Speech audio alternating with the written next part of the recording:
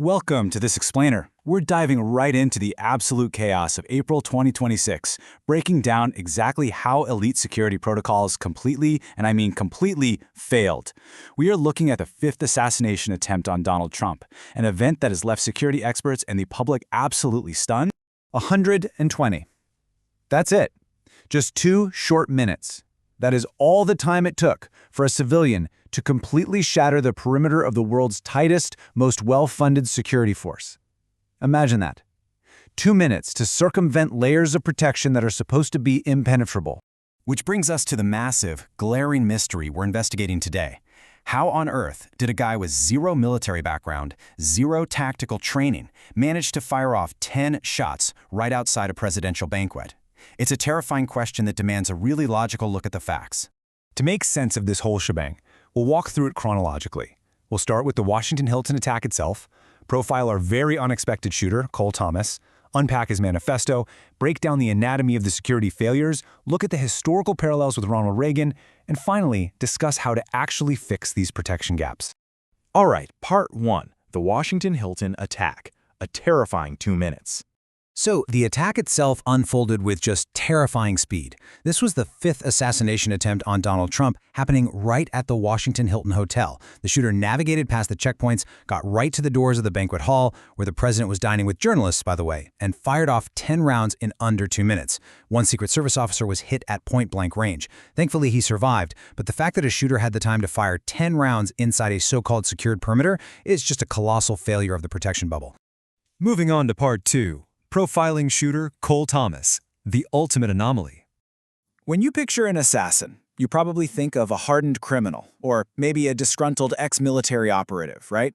Well, Cole Thomas shatters that mold completely. He had zero criminal history. He was actually a tutor at Sea Education, literally won Teacher of the Month. Academically, the guy was brilliant. We're talking a mechanical engineering degree from Caltech and a master's from UCLA. He even held patents, including one for a video game and, get this, an innovative safety brake for wheelchairs.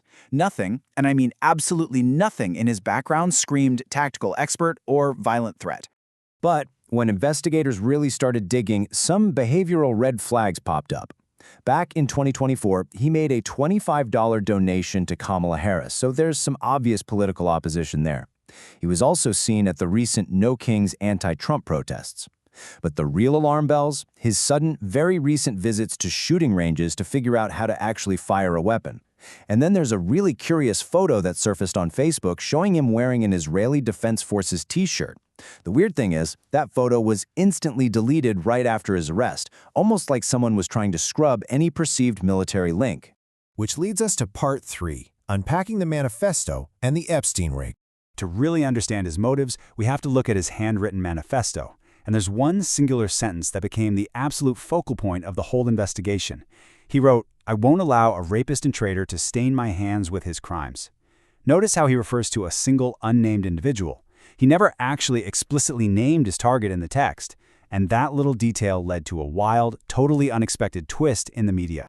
During an interview on CBS's 60 Minutes, a journalist read that exact quote to Donald Trump to get his reaction. Unprompted, Trump immediately defended himself, saying he was innocent and that it was the Democrats who were actually involved in the Jeffrey Epstein scandal. The interviewer calmly pointed out, well, the manifesto didn't name you, and it didn't mention Epstein.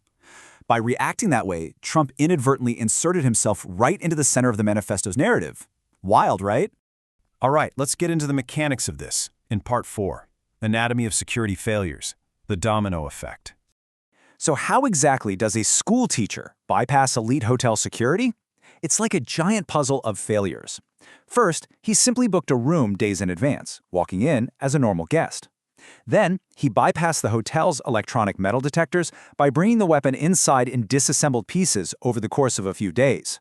Next, he hid in an unmonitored beverage storage room attached to the banquet hall to put the gun back together. Get this, a waitress actually walked in on him, but she was so terrified she ran away to find local police instead of alerting the Secret Service agents stationed just down the hall. Finally, Thomas just walked right out of that storage room, weapon in hand, totally unchallenged until he reached the doors. Once the shooting started, the evacuation protocols kicked in, but there was a massive, highly controversial disparity in how things were handled. The president was swarmed and evacuated in just 30 seconds. Boom, gone. But the cabinet ministers? totally different story. House Secretary Robert Kennedy was left sitting there vulnerable for 100 seconds. Defense Secretary Pete Hegseth and Secretary of State Marco Rubio, they weren't evacuated for 150 seconds. That is 2.5 minutes of sitting in an active shooter zone.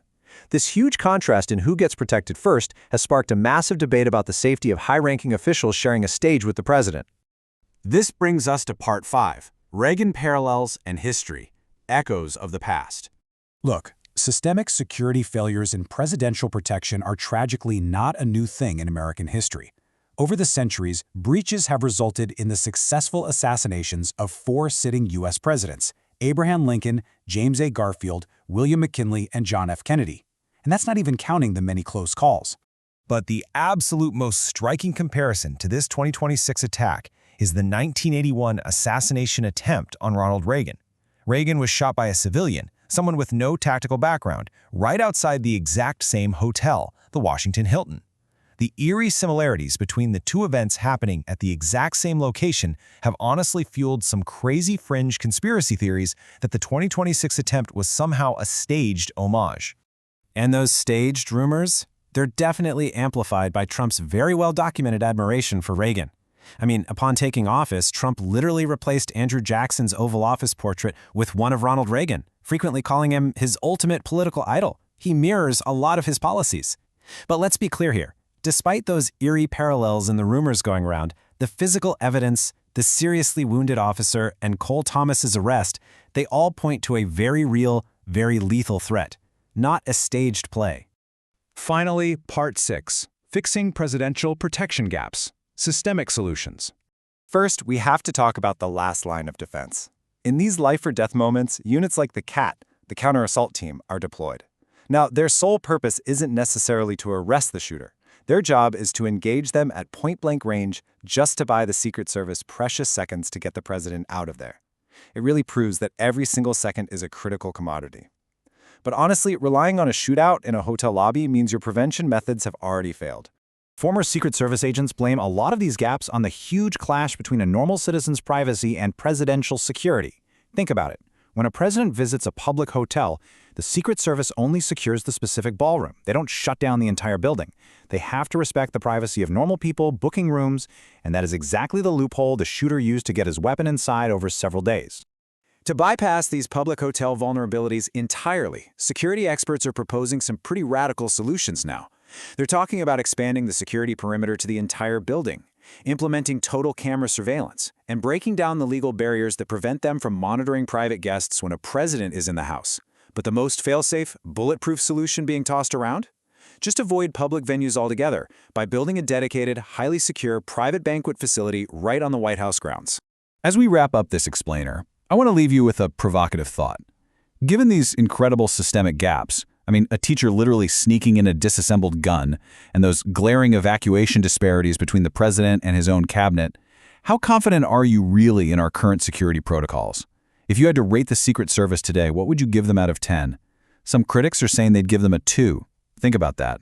Thanks for joining me on this deep dive, and stay curious.